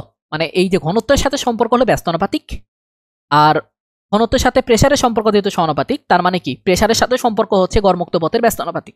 আর ঘনত্বের সাথে তোমার টেম্পারেচারের সম্পর্ক যেহেতু ব্যস্তানুপাতিক, দ্যাটস ওয়াই এই ঘনত্বের সাথে টেম্পারেচারের সম্পর্ক হবে কি, সরি, এই মুক্ত পথের সাথে তোমার টেম্পারেচারের সম্পর্ক হবে সমানুপাতিক। এইগুলা কিন্তু এমসিকিউ এর জন্য ভিভিআই, এগুলা কিন্তু এমসিকিউ এর জন্য ভিভিআই, এটা মাথায় রেখো। এখন খেয়াল করে দেখো, এই যে আমি এই কথা বলছিলাম যে শূন্য মাধ্যমে গড়মুক্ত পথ শূন্য হয়, কেন হয়? শূন্য মাধ্যমে রোটা হলো 0। তো রো এর সাথে আমার মুক্ত পথের সম্পর্ক হচ্ছে কি ব্যস্তানুপাতিক। তো রো যদি 0 হয় তাহলে সেক্ষেত্রে কি হবে? মুক্ত পথটা ইনফাইনাইট হবে। বুঝছো? শূন্য মাধ্যমে রোটা হচ্ছে 0, আর রো যদি 0 হয় আর মুক্ত পথটা কি হবে? ইনফাইনাইট। কেন হবে? কারণ এই যে তোমার ঘনত্বের সাথে মুক্ত পথের যে সম্পর্ক সেটা হচ্ছে ব্যস্তানুপাতিক, এটা মাথায় রাখবা। এখন কথা হচ্ছে, এখানে একটা প্রশ্ন আসতে পারে যে ভাইয়া এখানে তো আপনি 3টা সূত্র লিখলেন, ক্লসিয়াস, ম্যাক্সওয়েল, বোল্টজম্যান, আমি ব্যবহার করব কোনটা? যদি আমাকে বলে দেয় অঙ্ক করার সময় যে তুমি ক্লসিয়াসের সূত্র করো, তাহলে তুমি কি করবা? ক্লসিয়াসের সূত্র দিয়ে করবা। যদি বলে ম্যাক্সওয়েলের সূত্র দিয়ে করো, তাহলে তুমি ম্যাক্সওয়েলের সূত্র দিয়ে করবা। আর যদি বলে বোল্টজম্যান, তাহলে বোল্টজম্যান। আর কিছু বলা না থাকলে কি করবা? ম্যাক্সওয়েল দিয়ে করে দিবা। এই সূত্র থেকে তুমি একটা সম্পর্ক পাচ্ছ ল্যামডার সাথে, ল্যামডা ইজ প্রপোর্শনাল 1/σ উপরে স্কোয়ার। তার মানে কি? এই যে তোমার ল্যামডা যেটা গড় মুক্ত পথ, সেটা হলো অণুর ব্যাসের বর্গের ব্যস্তানুপাতিক। এটা মাথায় রেখো। অণুর ব্যাসের কি বলতো? বর্গের ব্যস্তানুপাতিক। আবার এখান থেকে এটাও লেখা যায় lambda is proportional 1/n। 1/n মানে কি? ল্যামডাটা হচ্ছে একক আয়তনে অণুর সংখ্যার ব্যস্তানুপাতিক। এখান থেকে কিন্তু ভাই প্রশ্ন আসতে পারে। তো গড়মুক্ত পথ থেকে আমার মনে হয় না তোমাদের ম্যাথমেটিক্যাল প্রশ্ন দিবে। এই যে কে কার সমানুপাতিক, কে কার ব্যস্তানুপাতিক, এই টাইপের জিনিসপত্রগুলো একটু বেশি ভালো মতো দেখো, ঠিক আছে? আর গড়মুক্ত পথ যেহেতু তোমার ধাক্কার সাথে সম্পর্কিত, একজন আরেকজনের সাথে ধাক্কা খাবে, তাহলে সেক্ষেত্রে তোমাকে যদি বলে যে প্রতি সেকেন্ডে ধাক্কার সংখ্যা বের করো বা প্রতি সেকেন্ডে সংঘর্ষের সংখ্যা বের করো, তখন তুমি কি করবা? তোমাকে যদি বলে যে প্রতি সেকেন্ডে ধাক্কার সংখ্যা বা সংঘর্ষের সংখ্যা বের করো, তাহলে কি করবা জানো? এই যে প্রতি সেকেন্ডে সংঘটিত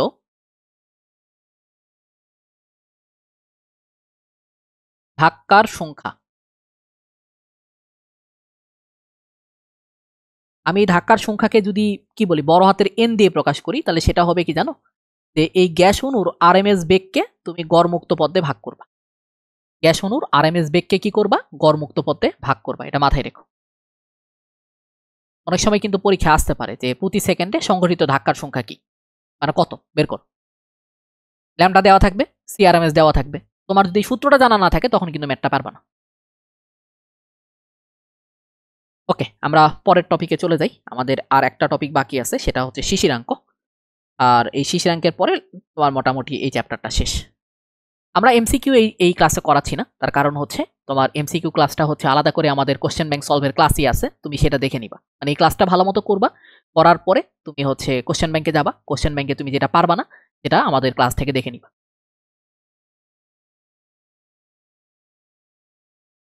এখন হচ্ছে শিশিরাঙ্ক ও আপেক্ষিক আর্দ্রতা। তো এখানে আর্দ্রতা হলো দুই ধরনের, একটা হলো পরম আর্দ্রতা আর একটা হচ্ছে আপেক্ষিক আর্দ্রতা।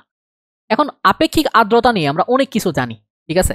আপেক্ষিক আর্দ্রতা নিয়ে আমরা অনেক কিছু জানি, তার কারণ হচ্ছে এটা নিয়ে ম্যাথ করতে হয়। কিন্তু এই পরম আর্দ্রতা নিয়ে আমরা কিন্তু জানি না। কিন্তু পরম আর্দ্রতা থেকে রাজশাহী ইউনিভার্সিটিতে 2023-24 সেশনে প্রশ্ন আসছে যে পরম আর্দ্রতাটা আসলে কি। পরম আর্দ্রতা হচ্ছে যে প্রতি একক আয়তনে উপস্থিত জলীয় বাষ্পের ভর, একটা নির্দিষ্ট তাপমাত্রায় তোমার প্রতি একক আয়তনে উপস্থিত জলীয় বাষ্পের ভরটাই হচ্ছে তোমার পরম আর্দ্রতা। এখন ধরো পরম আর্দ্রতা 10⁻⁻² কেজি পার মিটার কিউব, এটা আসলে কি বোঝায় জানো? যে প্রতি মিটার কিউব বায়ুতে 10⁻² তোমার কি আছে? জলীয় বাষ্প আছে। প্রতি একক আয়তনের বায়ুতে তোমার জলীয় বাষ্পের পরিমাণটাই হচ্ছে পরম আর্দ্রতা। এটার সংজ্ঞা মনে রেখো। এটা ম্যাথেও আসতে পারে, বলা যাবে না, ছোটখাটো এমসিকিউ আকারে আসতে পারে। আর তোমার এখানে শিশিরাঙ্ক জিনিসটা কি, এটা একটু বোঝার ট্রাই করি। শিশিরাঙ্ক মোটামুটি তোমরা হয়তো পড়ছো, তারপরে একটু সামান্য ক্লিয়ার করে দিই, ক্লাসটা লেন্দি হয়ে যাচ্ছে। ধরো এটা একটা ঘর, এটা একটা ঘর। এন্ড ঘরের মধ্যে কি আছে? বাতাস আছে। বাতাসের মধ্যে কি আছে? জলীয় বাষ্প আছে। এখন এই যে জলীয় বাষ্পটা ভালো মতো খেয়াল করে, বাতাসের মধ্যে কি আছে? জলীয় বাষ্প আছে। এখন জলীয় বাষ্প দিয়ে কিন্তু বাতাসটা সম্পৃক্ত না। ঘরের মধ্যে যে বাতাসটা আছে সেই বাতাসটা কিন্তু ঘরের ভিতরে উপস্থিত জলীয় বাষ্প দ্বারা কি না, সম্পৃক্ত না। এখন তুমি কি করবা? তাপমাত্রা কমাবা। তাপমাত্রা কমাতে কমাতে কমাতে এমন একটা তাপমাত্রা আসবে যে তাপমাত্রায় ঘরের ভিতরে যে জলীয় বাষ্পটা ছিল সেই জলীয় বাষ্প দিয়েই ঘরের বায়ুটা সম্পৃক্ত হচ্ছে। যে তাপমাত্রায় ঘটনাটা ঘটবে সেই তাপমাত্রাটাকে বলা হচ্ছে শিশিরাঙ্ক।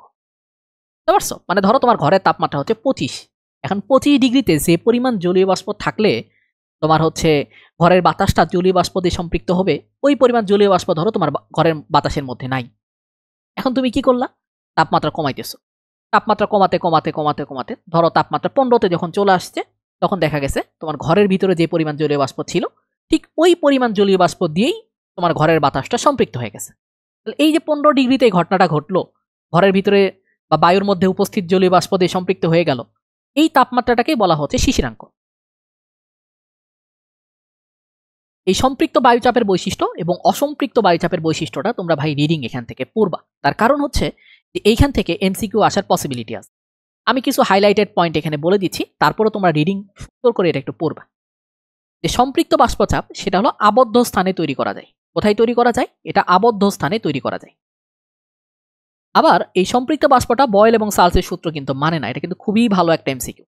এটা খুবই ভালো একটা এমসিকিউ, এটা মাথায় রেখো।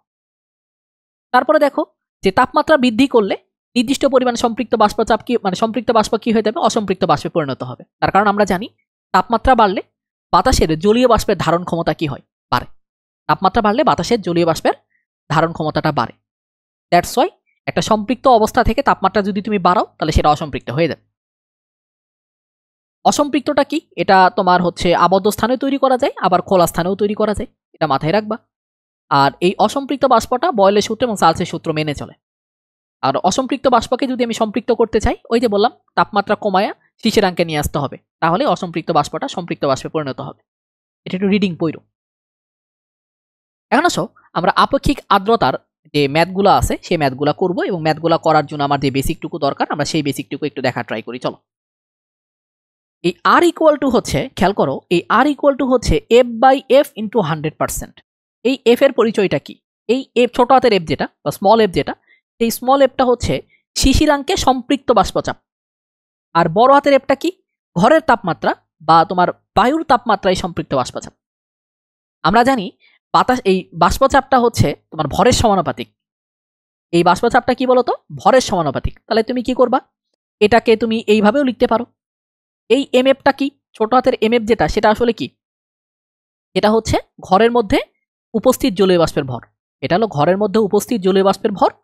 আর এই এম ক্যাপিটাল এফ যেটা, সেটা হচ্ছে ঘরের বাতাসকে সম্পৃক্ত করতে যে পরিমাণ জলীয় বাষ্প দরকার সেটার ভর।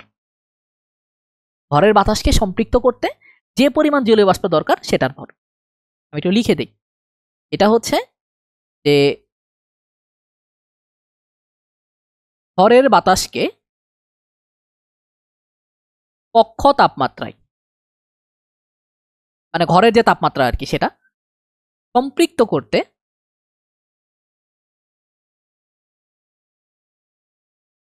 যে পরিমাণ জলীয় বাষ্প প্রয়োজন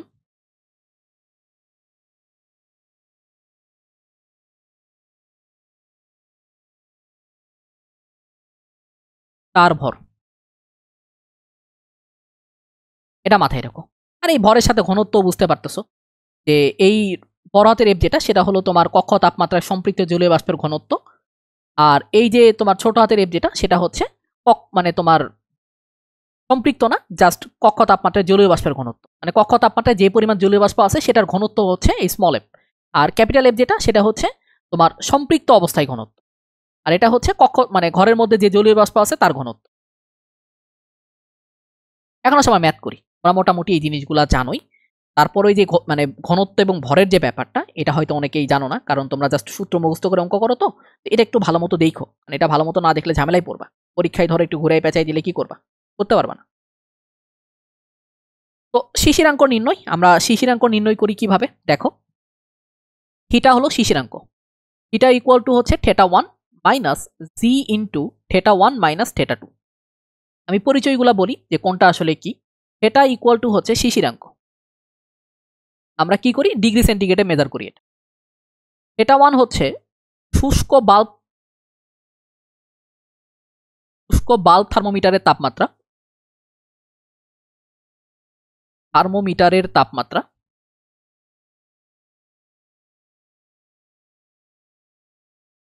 এটা সাধারণত কক্ষ তাপমাত্রা হয়, মানে ঘরের তাপমাত্রা বা বাতাসের তাপমাত্রা যেটা সেটা। আর θ2 যেটা, এটা হলো আর্দ্র বাল্ব থার্মোমিটারের তাপমাত্রা। আর জি যেটা, সেটা হলো গ্লেইসারের ধ্রুবক বা গ্লেইসারের উৎপাদক যেটা বলো। গ্লেইসারের ধ্রুবক বা উৎপাদক, এটা কোন টেম্পারেচারের রেসপেক্টে নিতে হয়? এই যে θ1 এর রেসপেক্টে নিতে হয়, রেসপেক্টে নিতে হয়।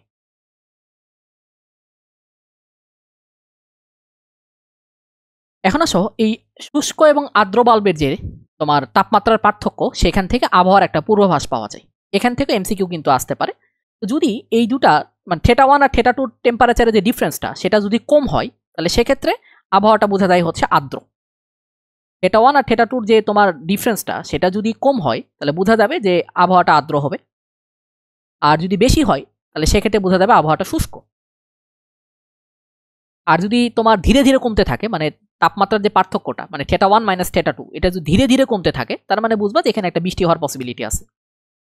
আর যদি দ্রুত হ্রাস পায়, ধীরে ধীরে না কমে হঠাৎ করে যদি কমে যায়, তার মানে বুঝবা ওখানে একটা ঝড় আসবে। এখন আসো আমরা এই ম্যাথ করব। এটা হলো পরম আর্দ্রতা রিলেটেড ম্যাথ। 100 মিটার কিউব বায়ুতে 2 কেজি জলীয় বাষ্প থাকলে পরম আর্দ্রতা কত? তাহলে এখানে পরম আর্দ্রতা সমান কি লিখবা? পরম আর্দ্রতা ইকুয়াল টু কি লিখবা? ওই যে বলছিলাম যে একক আয়তনে উপস্থিত জলীয় বাষ্পের ভর। তাহলে উপরে থাকবে কি? জলীয় বাষ্পের ভর।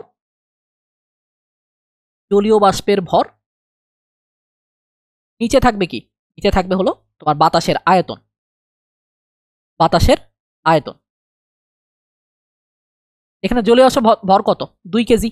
বাতাসের আয়তন কত? 100 মিটার কিউব। অ্যান্সার হবে কি? 2 × 10⁻⁻2 কেজি পার মিটার কিউব। কোন স্থানে শুষ্ক বাল্ব হাইগ্রোমিটারের তাপমাত্রা 20 ডিগ্রি, তার মানে θ1 হচ্ছে 20। আর্দ্র বাল্বের তাপমাত্রা 18। শিশিরাঙ্ক নির্ণয় করো, মানে থেটা বের করতে বলছে। আর এই জিটা নিতে হবে কার রেসপেক্টে? θ1 এর রেসপেক্টে। দেখো এই যে θ1 এর রেসপেক্টে জি দেওয়া আছে। সূত্রটা কি? θ equal to θ1 minus G into θ1 minus θ2। মান বসাও। θ1 এর ভ্যালু হলো 20, জি এর ভ্যালু 1.5, আর θ1 এর ভ্যালু কত? θ1 এর ভ্যালু হচ্ছে 20, θ2 এর ভ্যালু হচ্ছে 18। তার মানে 20 মাইনাস হচ্ছে 1.5 ইন্টু 2 মানে 3, দ্যাট মিনস হচ্ছে 17 ডিগ্রি সেন্টিগ্রেড। এই টাইপের প্রশ্নগুলো তোমরা মনে করতে পারো ভাই রিটেনে কি আসবে? আমার তো মনে হয় রিটেনে আসতেই পারে।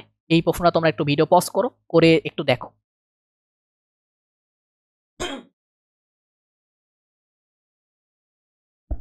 এই টাইপের প্রশ্নগুলোও আসতেই পারে, ঠিক আছে?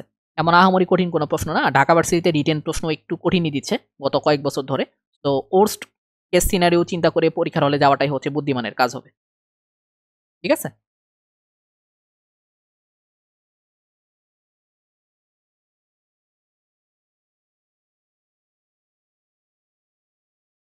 ওকে, দেখো কোন স্থানের তাপমাত্রা 26 ডিগ্রি সেন্টিগ্রেড এবং আপেক্ষিক আর্দ্রতা হচ্ছে 60%।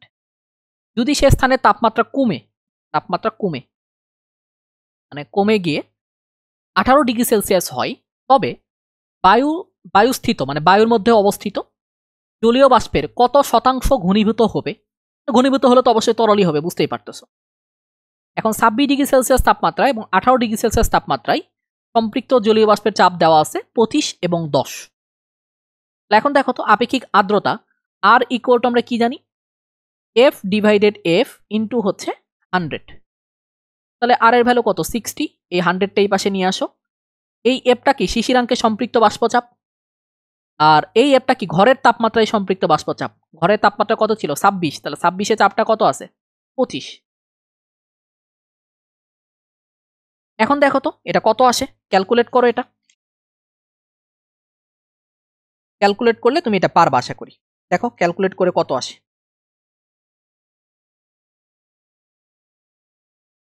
এটা হলো 0.6 ইন্টু কত? 25 ইকুয়াল টু কি? এফ। তাহলে এটা আসে কি? আর 25 into 6/10 equal to F. F এর ভ্যালু কত আসে? এফ এর ভ্যালু আসে 6 ইন্টু 25 কত? 150। 150/10 মানে কি? 15 মিলিমিটার প্রেসার। দেখো 26 থেকে তুমি 18তে নিয়ে আসছো, কিন্তু শিশিরাঙ্ক যেটা এটা হলো কি? এফটা কি? শিশিরাঙ্কে সম্পৃক্ত বাষ্পচাপ। তো শিশিরাঙ্কে সম্পৃক্ত বাষ্পচাপ হলো 15। তার মানে ঘরের মধ্যে যে পরিমাণ জলীয় বাষ্প ছিল তার চাপটা কত? 15। তুমি 26 থেকে নিয়ে আসছো কত? 18তে। 18তে চাপ কত? 10। তার মানে দেখো ঘরের মধ্যে যে পরিমাণ জলীয় বাষ্প ছিল তার চাপ হলো 15, কিন্তু এখন তুমি এমন একটা তাপমাত্রায় নিয়ে গেছো যেই তাপমাত্রায় সম্পৃক্ত বাষ্পচাপ হলো 10। তার মানে কি? আমার জলীয় বাষ্প যদি ঘনীভূত না হতো, তাহলে সেক্ষেত্রে চাপ তো কমতো না। কারণ এটা তো তোমার বুঝতেই পারতেছো 15 হবে এটা। মানে ঘরের মধ্যে যে জলীয় বাষ্প আছে তার চাপ হলো 15, কিন্তু তাপমাত্রা 26 থেকে যখন 18তে নিয়ে গেছো তখন এই চাপটা হয়ে গেছে কি 10। তার মানে কি জলীয় বাষ্প ঘনীভূত হয়েছে। তাহলে কত পার্সেন্ট ঘনীভূত হয়েছে? এই যে শিশিরাঙ্কে সম্পৃক্ত চাপ যেটা, সেইটা মাইনাস তুমি যে তাপমাত্রায় নিয়ে গেছো সেই তাপমাত্রার সম্পৃক্ত চাপ ডিভাইডেড শিশিরাঙ্কে সম্পৃক্ত চাপ ইন্টু হচ্ছে 100। তাহলে দেখো তো এটা কি হবে, 5/15 ইন্টু হচ্ছে 100। তার মানে 1/3 ইন্টু 100, তার মানে হলো 33.33%। আই থিঙ্ক তোমরা এটা বুঝছো, আহামরি কঠিন কোনো না এটা।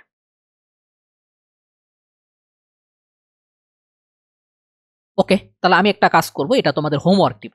এইটা খুব ভালো একটা প্রশ্ন, বাট এটা তোমাদের হোমওয়ার্ক। আজকের হোমওয়ার্ক হচ্ছে এইটা। এটা কি করবা, তোমরা এটা উত্তরগুলা করে আমাকে জানাবা। এটা হোমওয়ার্ক 1। এখন আসো আমরা বায়ু বহিষ্কৃত হওয়া এই কনসেপ্টটা একটু পড়াই দেই। এটা আমাদের লাস্ট কনসেপ্ট, এটা একটু ভালো মতো পড়ার ট্রাই করো।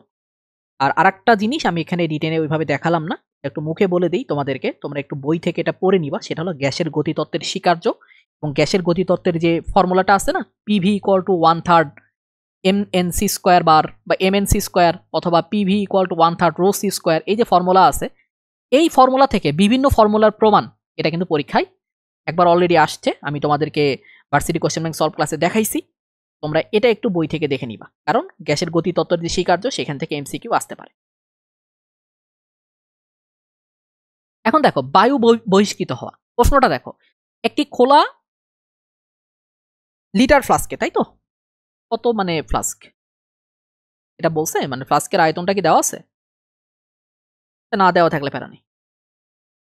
খোলা লিটার ফ্লাস্কে 0°C তাপমাত্রায় এত বায়ু আছে, মানে এই ফ্লাস্কটা হচ্ছে খোলা, বুঝতেই পারতেছো। মানে এইটা বায়ুর পরিমাণ হচ্ছে 0°C তাপমাত্রা এইটা। এখন তাপমাত্রা হঠাৎ করে কি হয়ে গেছে, বেড়ে গেছে। এখন তাপমাত্রা বেড়ে যাওয়ার ফলে দেখা যাবে যে কি ওই বায়ুর আয়তনটা কি এক্সপ্যান্ড হবে। এখন যেহেতু লিটার বক্সটা খোলা, তাহলে দেখা যাবে আয়তনটা এক্সপ্যান্ড হওয়ার সাথে সাথে বায়ু কি হবে, ওখান থেকে বের হয়ে যাবে। কতটুকু বায়ু বের হয়ে যাবে সেটা তোমাকে বের করতে বলছে। তাহলে এখানে খেয়াল করে দেখো, যেহেতু লিটার বক্স খোলা, মানে এই যে তোমার হচ্ছে লিটার ফ্লাক্স যেটা, সেটা হচ্ছে হলো খোলা, তার মানে কি এখানে প্রেশার অলওয়েজ কি থাকবে, এখানে প্রেশারটা থাকবে অলওয়েজ হচ্ছে তোমার atmospheric pressure. Atmospheric pressure PV equal two কি পরিমাণ বাতাস আছে তার মোল নাম্বার হচ্ছে N1, তারপরে হচ্ছে আর T1, তারপর পিভি ইকুয়াল টু লিখতে পারবা N2, মানে কি পরিমাণ বাতাস এখন থাকবে, আর T2, কারণ তাপমাত্রা চেঞ্জ হয়ে গেছে। আর যেহেতু খোলা, তার মানে কি যে পরিমাণ আয়তন বেশি হবে সেটা বের হয়ে গেছে, মানে বের হয়ে যাবে আর কি। তাহলে এখন তুমি যেটাকে অনুপাত করো, এটা 1, এটা হচ্ছে কি 2, এটাকে আমি যেহেতু বাম পাশ সমান, তাহলে ডান পাশে সমান লিখতে পারবো। N1 R T1 equal to হচ্ছে N2 আর T2। তাহলে এখন আর কেটে দাও, এটা N1 T1 ইকুয়াল টু হচ্ছে N2 T2। তাহলে N1 সমান আবার কি লেখা যায়, W1 M1 T1, sorry W1 M হবে, কারণ বাতাস তো আণবিক ভর দুইটারই same, W2 divided M into হচ্ছে T2। এখান থেকে তুমি W2 লিখতে পারো, W2 ইকুয়াল টু হচ্ছে তোমার, দেখো W2 ইকুয়াল টু হচ্ছে কি লেখা যাবে, দেখো এখান থেকে W2 mm কেটে দাও, W2 ইকুয়াল টু হচ্ছে W1 T1 বাই T2, এটা হলো W2।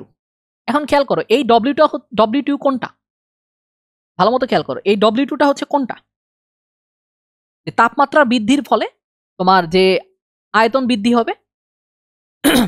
খেয়াল করে দেখো এখানে জিনিসটা আমি আরেকটু তোমাদেরকে সহজ করে বুঝাই, জিনিসটা একটু কঠিনের মতো হয়ে যাচ্ছে, একটু সহজ করে তোমাদেরকে বুঝাই।